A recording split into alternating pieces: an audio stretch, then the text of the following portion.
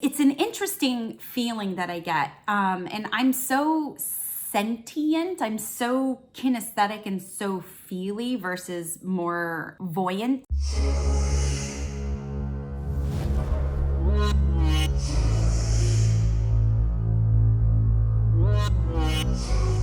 Hi guys, it's Terrie. So great to see you. Oh, I don't know why I'm so excited. I just am. It could be the coffee that I just drank. I don't know, but I'm gonna go with it because at least it doesn't feel bad, right? Because, we're electromagnetic beings, so how we feel is going to reflect in our experience. So the fact that I'm home alone, that means I'm gonna have a great time alone today, right? You guys are here. I'm not totally alone. That's the good news, right? Right? Okay, you guys, we have a weekly energy reading on deck right here, right now. And this is for the week of November 9th. Just remember, these are timeless readings. So that means even if you're not watching this during the week of November 9th, these messages can apply to you when you listen to them. Okay, so that's what I love about these readings, is that even though I'm reading for a specific week, these messages resonate, okay? And they're kind of like the gifts that keep on giving. So if you are watching this 2 weeks from now, 3 weeks from now, the message can be sort of like a divine timing message. Like you're supposed to hear it at the right time. So you're at the right place at the right time. And this is a reading for the collective, which means it's not an individual personalized reading, right? If you do want that, I do coaching sessions where I can really get into the nitty gritty of your particular life. But this is a reading for the collective, okay? So not all this information may resonate with you. So just take what does and toss what doesn't. It is literally that simple. And that's pretty much it. That's all I've got to say about this. So let me tell you what Spirit was talking about.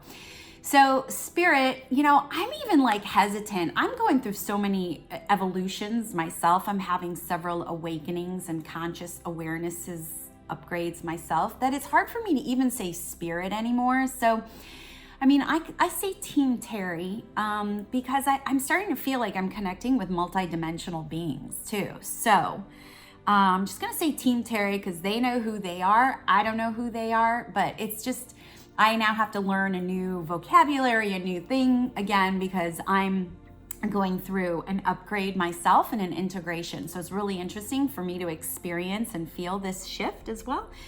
So I'm just going to say Team Terrie because there may be some Pleiadians in there that that are saying a thing or two, and I'm still figuring and deciphering and discerning out as part of my journey. So yay, right? So in other words, y'all aren't the only ones going through an ascension or an upgrade or anything like that.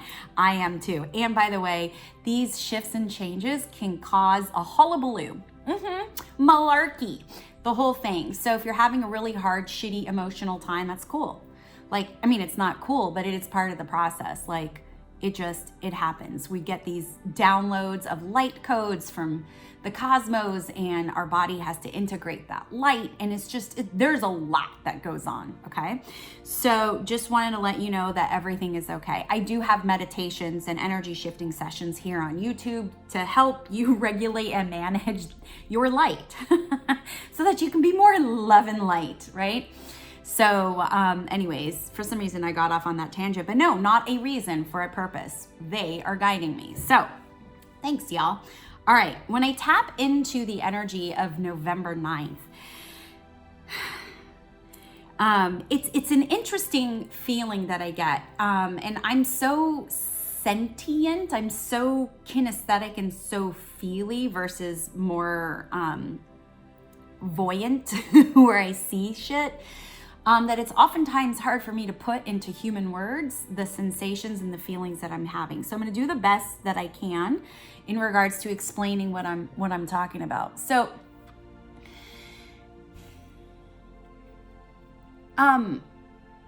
there's this sense of recovery and recuperation this week.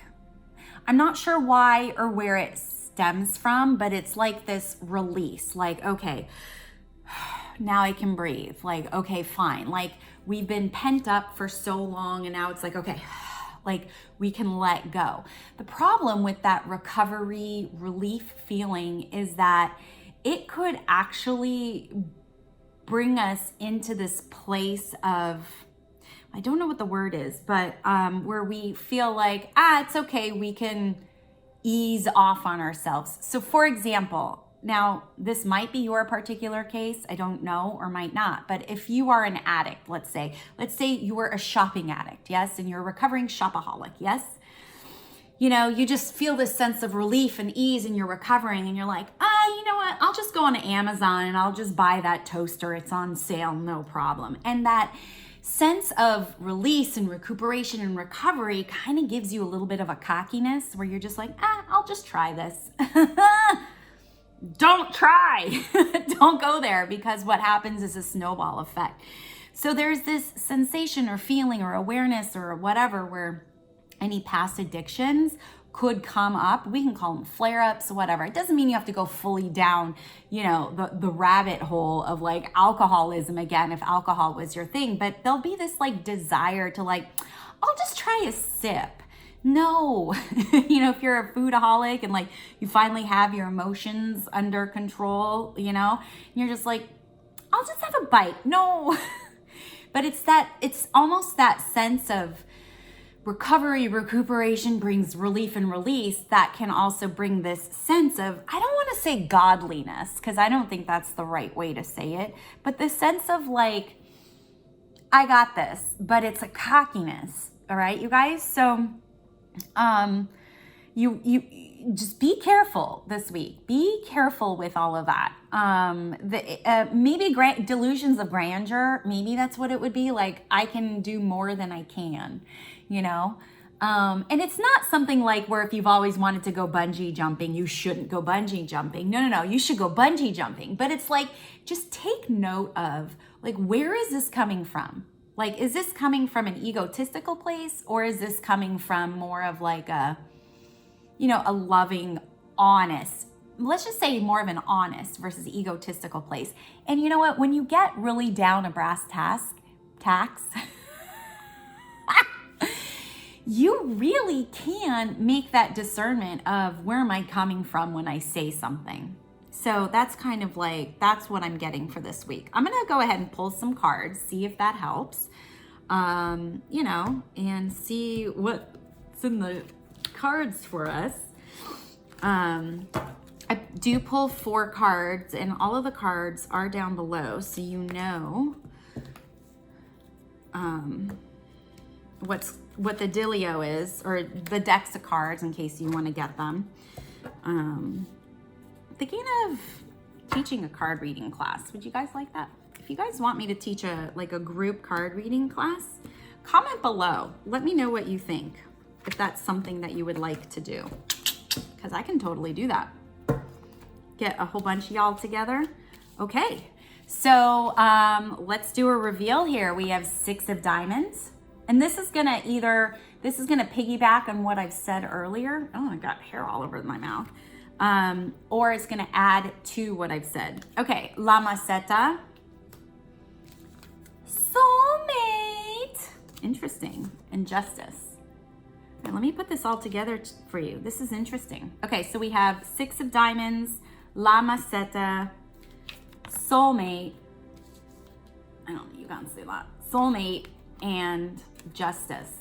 All right, so when I put this all together, yeah, this will be in regard, like this cockiness feeling and this feeling of you just like recuperating and stuff. This feels like it could, who it might affect, whatever you end up doing, if this is like contingent upon if you actually do something. Like if you get into that cocky mode where you're like, I'm gonna try a sip, or I'm gonna bite that, or I'm gonna buy this toaster. It's gonna affect other people, and very much so it could affect the progress that you've been making towards bringing in everything that you've been working forward to. So in other words, like I'm gonna give the example of relationship because that's kind of what's coming up here.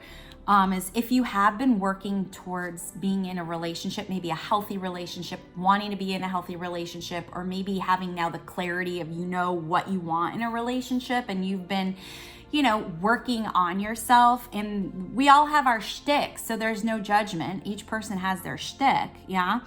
So it's like you fall back on your shtick because you're feeling like really good. There's something that it can stop you from moving forward or progressing towards meeting your person or towards being with your person in a relationship kind of way. This definitely has to deal with other people. So in other words, like something you do is going to affect someone else in this for this particular case. So that's why it's super, super important this week that you don't feed into the cockiness of this relief and release and recuperation. Like, oh, I got this, I'm fine. Because again, it's an egotistical thing. What seems like it's going to happen is it's going to inhibit, or it's going to get in the way of you on your path. Now, that's not to say you'll never find your soulmate, you'll never find your person, you'll never find your relationship. That's not what I'm saying. What I'm saying is this could put a stumbling block or sort of take you off course so that you're gonna have to course correct. So why even have to do that? What you can do is you can appreciate and you can enjoy the sense of relief, release, recovery, but not act out on it if you get cocky. That's really what I think the message that I want to say about this, because what it's saying or what's coming up is that it can stop you from meeting your person. So that's kind of interesting. So there you go. What am I always saying, you guys? Stay connected. Stay connected to your friends and family. Stay connected to yourself. Of course, you can stay connected to me. And I'll see ya on the flip side.